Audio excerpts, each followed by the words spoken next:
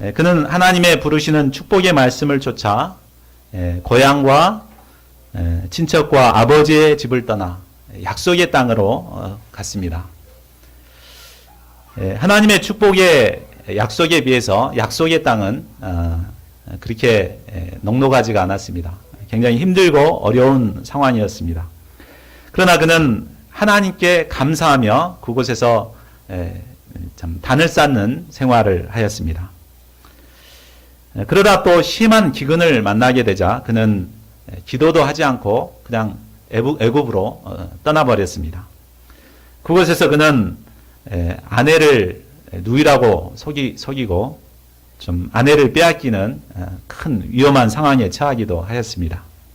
그러나 하나님께서는 이런 그를 도우시고 다시 약속의 땅으로 돌아오게 하셨습니다.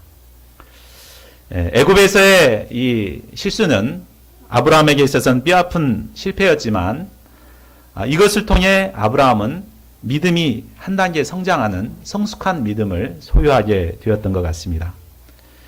오늘 우리는 믿음의 사람으로 변화된 성숙한 아브라함의 모습을 보게 됩니다.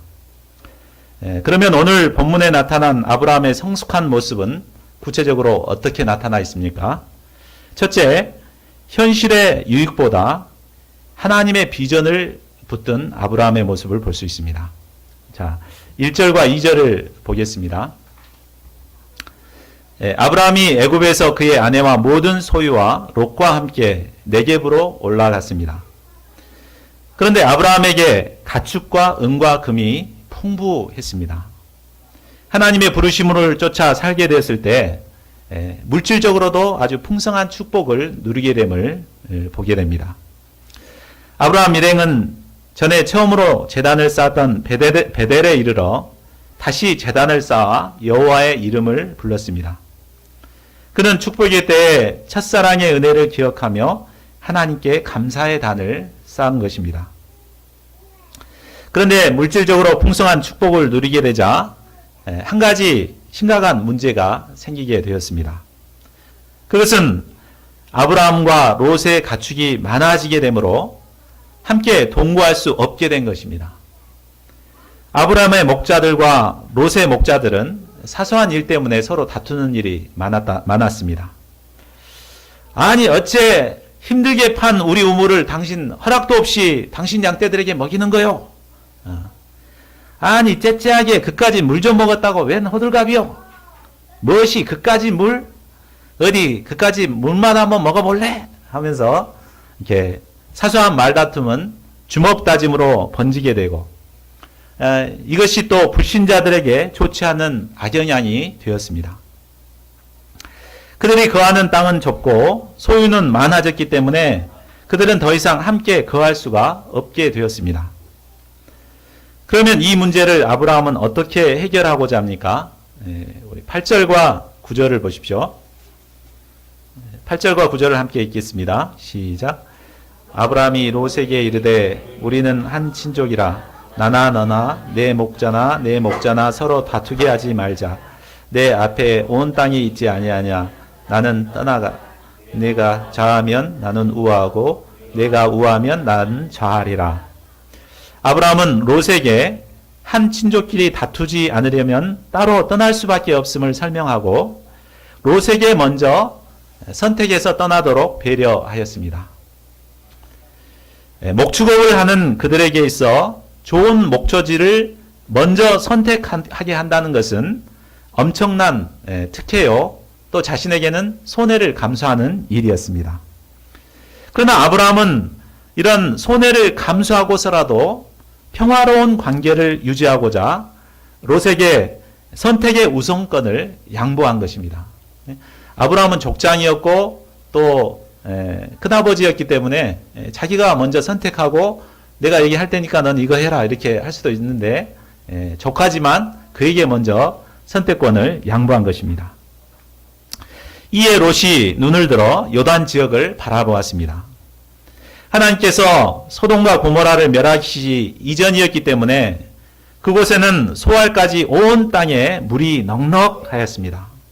그리고 여호와의 동산같이 아주 아름다웠습니다. 그리고 선진국 애굽 땅 같이 아주 풍성하였습니다. 롯은 염치도 없이 눈에 보기에 좋은 이 땅을 먼저 선택하여 뒤도 돌아보지 않고 아브라함을 떠나버렸습니다.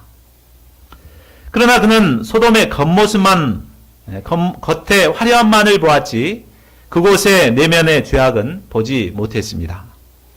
13절을 보면 소돔 사람들은 여호와 앞에서 악하여 큰 죄인들이었습니다. 그는 겉모습의 화려함에 마음을 빼앗겨 결국 죄악의 땅을 선택한 것입니다. 여기서 우리는 아브라함과 롯을 통해 선택의 문제에 대해서 생각해 보게 됩니다. 롯과 아브라함은 똑같이 믿음 생활을 출발하였습니다. 그들은 함께 약속의 땅 가나안에 왔고 또 함께 믿음의 생활을 해왔습니다. 그러나 롯은 믿음의 생활을 하면서도 가나안의 물질 문명과 또 세속 도시의 문화에 마음을 빼앗기고 세상적인 것을 동경하게 되었던 것 같습니다. 그래서 정작 선택의 중요한 순간이 왔을 때 그는 눈에 보기에 화려하고 풍성한 것을 선택하게 되었습니다. 물질적이고 세속적인 것, 자기에게 이익이 되는 것만을 먼저 챙겼습니다. 반면에 아브라함은 롯과의 관계성을 먼저 생각하고 그에게 양보를 하였습니다. 자기 눈에 좋게 보이는 것보다 하나님의 언약과 인도하심을 기초로 선택한 것이었습니다. 이러한 두 사람의 선택은 당시에는 별로 차이가 없었습니다. 그러나 나중에는 엄청난 차이를 낳게 된 것입니다. 이게 처음에 여기서 출발할 때는 서로 이렇게 각도가 약간 어긋나도 차이가 별로 없죠. 근데 계속해서 가다 보면 아주 멀게 이렇게 차이가 난 것과 같습니다. 참 롯은 아브라함과 함께 믿음의 공동체를 이루고 살았었지만 아브라함을 떠나 소돔이라는 죄악의 상황 속으로 자신을 그곳에 들어가 버렸습니다. 그는 이 선택으로 말미암아 후에 전쟁 포로가 되기도 하고 또 음란한 도시에서 죄와 타협하고 살다가 결국 하나님의 심판의 때에는 겨우 목숨만 부지할 수 있었습니다. 그러나 그때 자기 아내는 어떻게 됩니까? 돌아보다가 소금 기둥이 되고 자기 딸들하고만 이제 도망 나와가지고 살다가 자식도 아니고 손주도 아닌 모압과 암몬 족속들을 낳게 되었습니다. 결국 믿음의 길에서 떠나 세상 유익을 쫓아갈 때 정말 비참한 지경에 처하게 됨을 보게 됩니다. 반면 아브라함은 당장에 손해를 많이 보는 것 같았지만 하나님의 언약에 거했습니다. 이 때문에 그는 하나님의 인도하신 가운데서 한 걸음 한 걸음 언약을 성취하는 삶을 살게 되었습니다. 세상을 살아가면서 우리는 수많은 선택을 하며 살게 됩니다. 그리고 우리가 어떤 선택을 하느냐에 따라 그 결과는 달라지게 됩니다. 몇 년 전에 그 대우였었습니까? 10년의 선택이, 순간의 선택이 10년을 좌우한다. 이런 그 헤드라인이 있었죠. 광고 헤드라인. 전혀 모르신 모양이네. 그런 하여튼 유명한 이제 광고 문구가 있었습니다. 순간의 선택이 10년을 좌우한다고 그랬는데 10년이 아니라 평생을 좌우하게 됩니다. 우리가 어떤 선택을 하느냐에 따라서 그 길은 완전히 달라지게 됩니다. 그렇다면 우리가 선택의 순간 어떤 선택을 해야 할까요? 우리는 롯처럼 현실적인 유익을 쫓아 선택할 수도 있고 또 아브라함처럼 하나님의 뜻을 쫓아 선택할 수도 있습니다. 현실의 유익을 쫓아 선택할 때 참 지혜로워 보이고 평안해 보이고 그것이 우리에게 행복을 줄 것 같습니다. 그러나 잠언 16장 25절은 말합니다. 한번 같이 읽어볼까요? 시작. 어떤 길은 사람이 보기에 바르나 필경은 사망의 길이니라. 참 눈에 보이고 아름답고 편한 것 같지만 그 길이 사망의 길일 수 있습니다. 그러므로 우리는 눈에 보이는 세상 물질과 명예와 쾌락을 쫓고자 하지 말고 하나님 앞에서 영적인 가치관을 쫓아 사는 자들이 되어야겠습니다.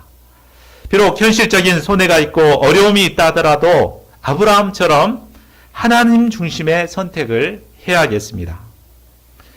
하나님은 눈에 보기에 좋은 것보다 하나님 앞에서 믿음의 선택을 한 자들을 축복하시는 분이십니다. 그리고 믿음의 선택을 한 자와 함께 하시고 그의 길을 인도하시는 하나님이십니다. 잠언 16장 9절은 말하고 있습니다. 이것도 같이 읽어볼까요? 시작. 사람이 마음으로 자기의 길을 계획할지라도 그의 걸음을 인도하시는 이는 여호와시니라. 저희 모두가 하나님을 중심으로 한 믿음의 길을 선택함으로 하나님의 인도하심을 받고 축복된 삶을 살아가는 자들이 될 수 있기를 기도합니다. 14절을 보십시오.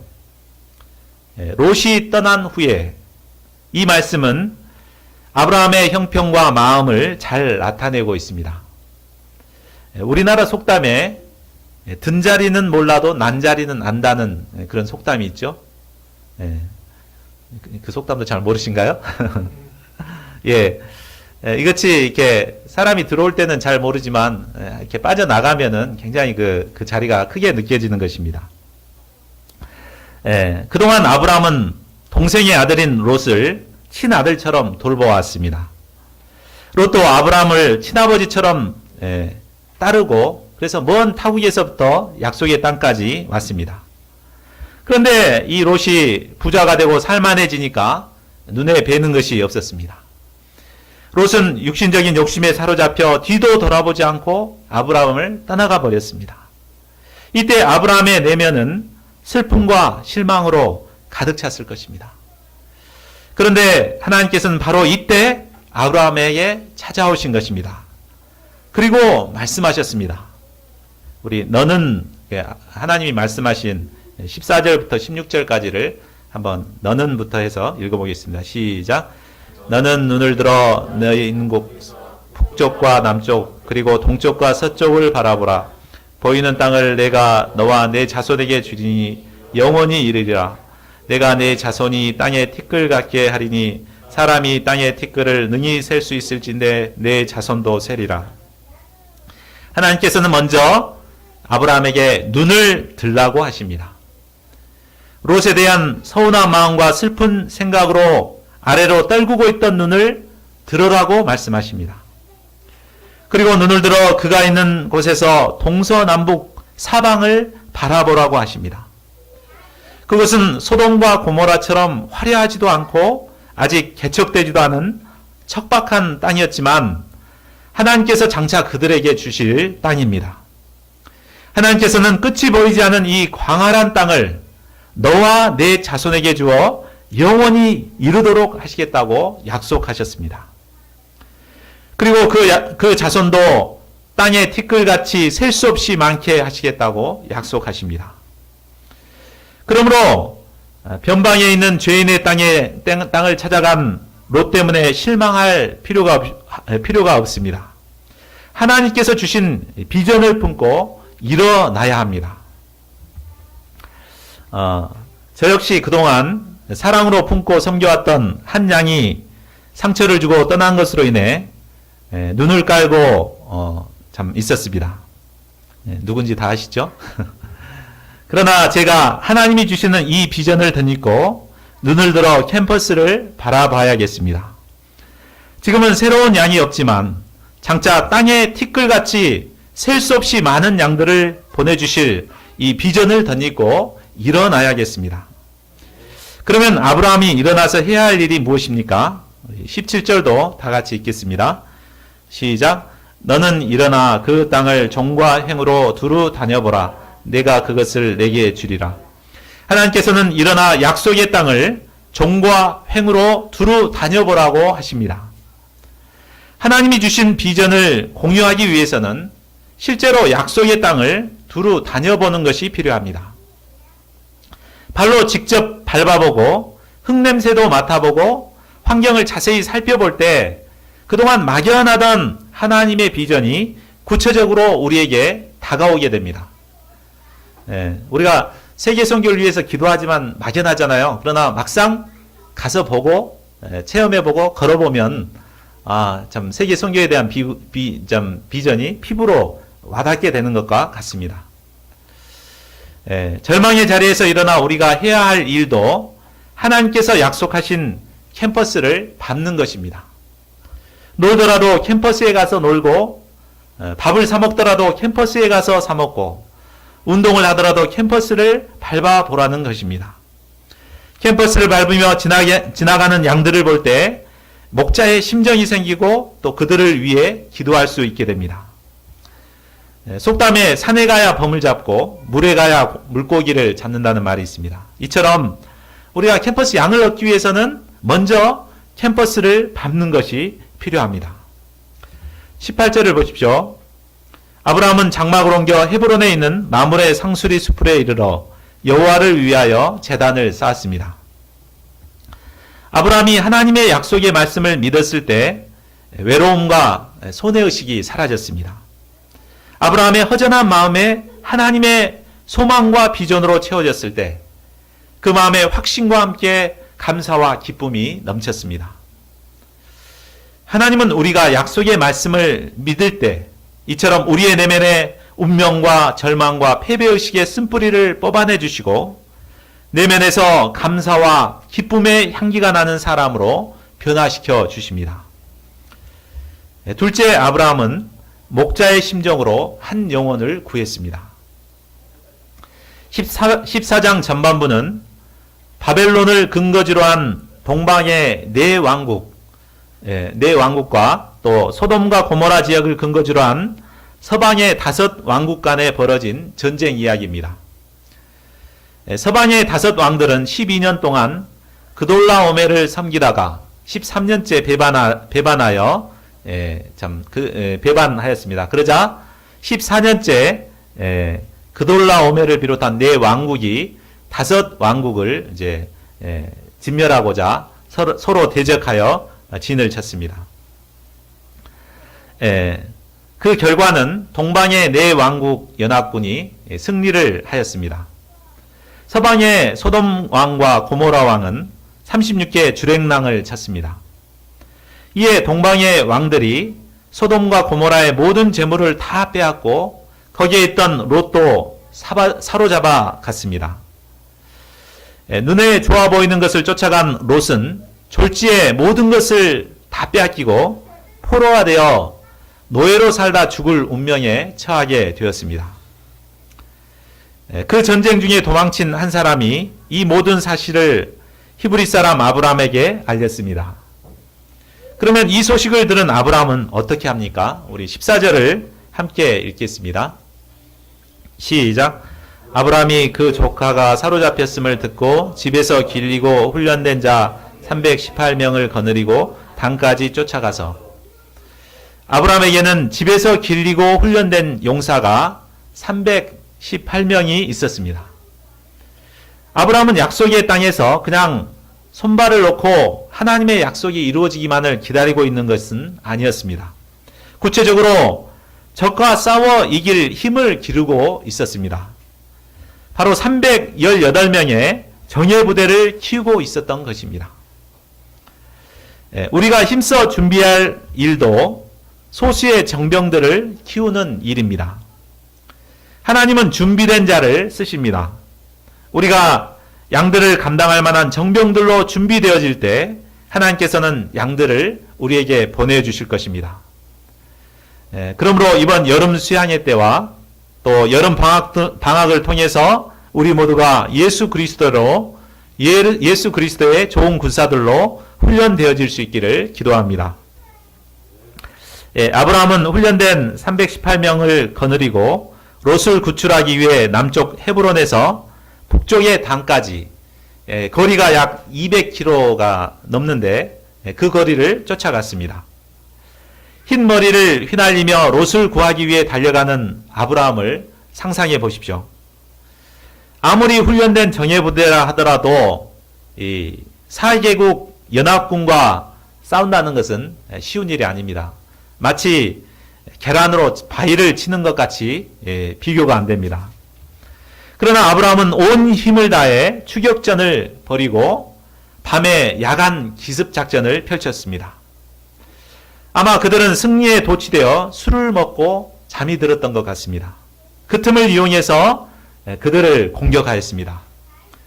이에 놀라 도망가는 그돌라오멜 동맹군을 다메섹 좌편 호바까지 쫓아가서 모든 빼앗겼던 재물과 또 자기 조카 롯과 그의 재물과 또 부녀와 친척들을 다 찾아왔습니다.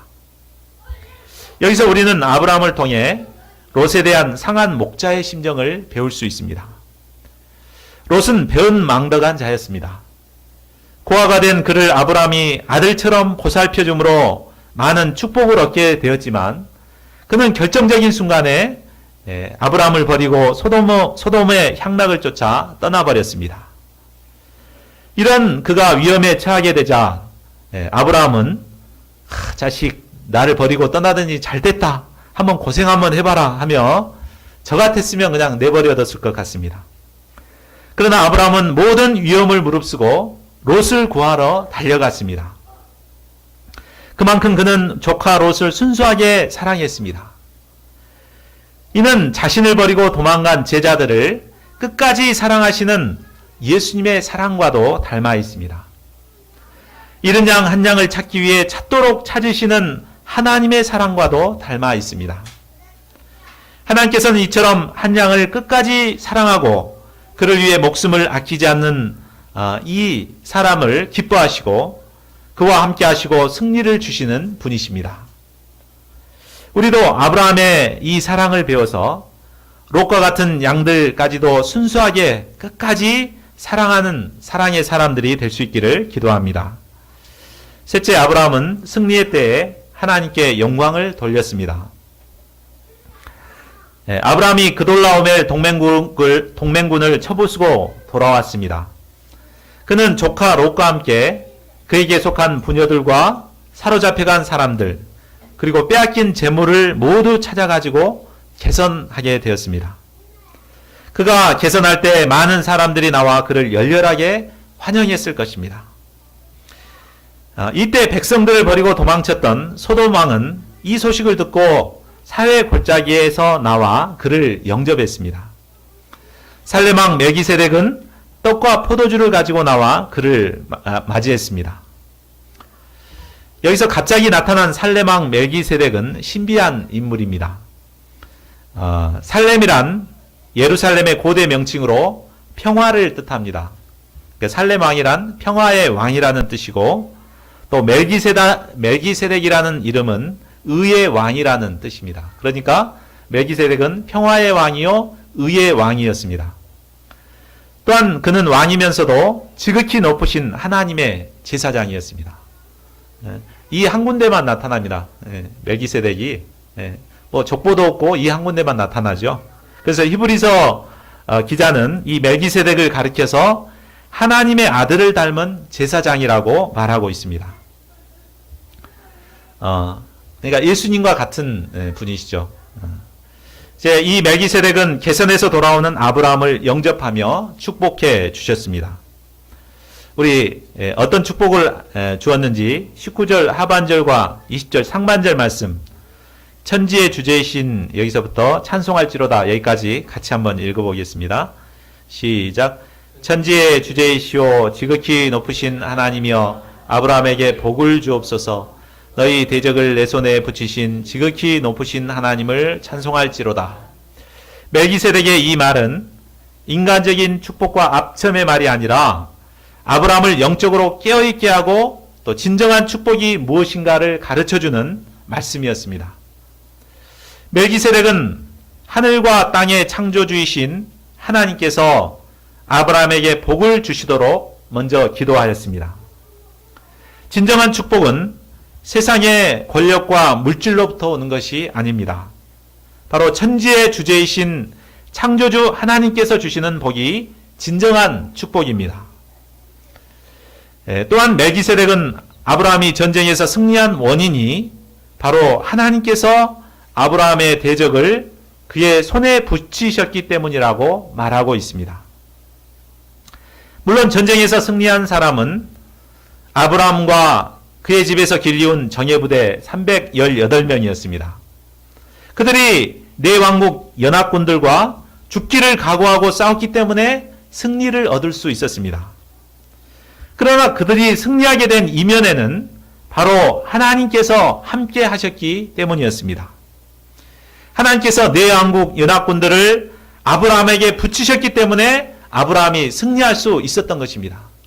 네 왕국 연합군하고 318명 게임이 안 되는 싸움인데 하나님께서 승리를 주셨기 때문에 승리하게 된 것이죠.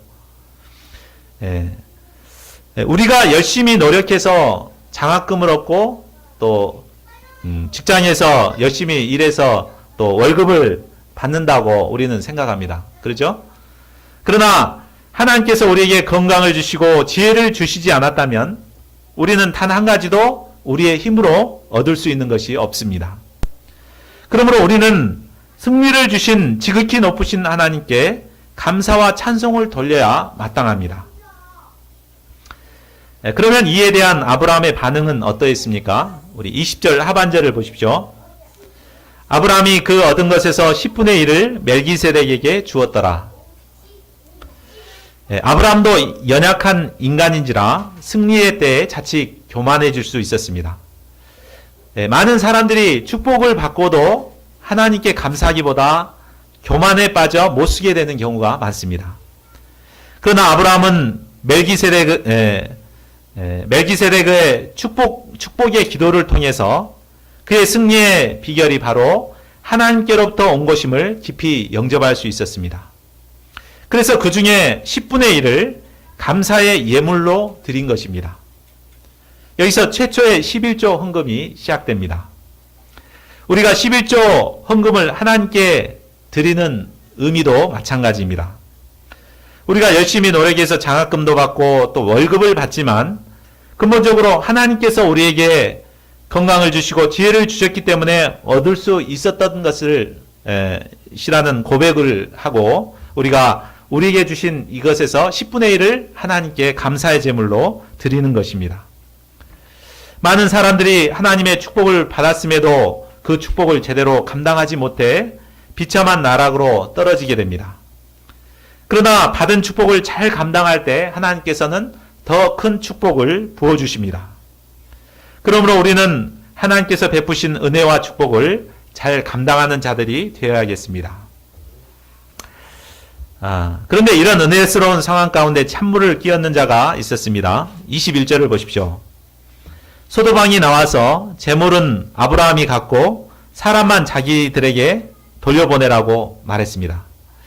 사실 소돔왕은 전쟁에 패한 사람으로서 승리자인 아브라함에게 이런 말을 할 자격이 없는 자였습니다. 당시 사회적 규례에 따르면 전쟁에서 승리한 사람은 포로는 물론 재물과 모든 것을 차지할 권리를 가지고 있었습니다. 그런데 패장인 주제에 싸움이 나니까 그냥 도망갔던 주제에 자신이 선심 쓰듯이 다 가져라 이렇게 말한다는 것은 있을 수 없는 일이었습니다. 그런데도 아브라함은 소돔왕 때문에 부자가 되었다는 말을 듣지 않고자 실 한 오락이 또 들매끈 한 가닥도 가지지 않겠다고 손을 들어 하나님께 맹세했습니다. 소돔왕이 주는 재물을 받게 되면 이것으로 인해 하나님의 영광이 가릴 수 있기 때문이었습니다. 때문에 그는 현실적으로 큰 유익을 볼 수 있었지만 티끌만큼도 가지지 않고자 했습니다. 다만 자신과 함께 전쟁에 참여했던 젊은이들과 또 아브라함의 최측근으로 목숨을 걸고 싸웠던 자들의 분깃만 챙겨 주었습니다. 아브라함은 축복의 근원이 오직 하나님뿐임을 믿었기 때문에 현실의 유익을 쫓지 않고 믿음으로 살 수 있었습니다. 결론을 맺겠습니다. 오늘 우리는 아브라함의 성숙한 신앙인의 모습을 배울 수 있었습니다. 그의 성숙한 모습이 어떠했습니까? 아까 첫째, 둘째, 셋째로 이렇게 나누었는데 첫째가 뭐였죠? 선택의 순간 현실의 유익보다는 하나님의 비전을 붙든 것입니다. 둘째는 목자의 심정으로 사로잡힌 한 영혼을 희생하여 그들을 구원한 것입니다. 또 셋째로는 승리와 축복의 때에 하나님께 영광을 돌렸습니다. 하나님께서 바로 나에게 원하시는 모습도 바로 이런 모습이 아닐까요?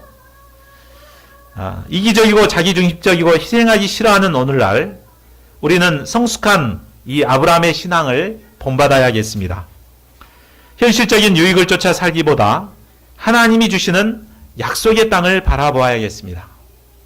눈에 보이는 것 없고 손에 잡히는 것 없을지라도 하나님의 약속의 말씀을 믿고 약속의 땅을 밟아야겠습니다. 그리고 믿음의 정병을 양성하고 또 위험에 처해 있는 양들을 구원하는 역사를 이루어야겠습니다. 그래야 할 때 하나님께서 우리에게 승리를 주실 것입니다.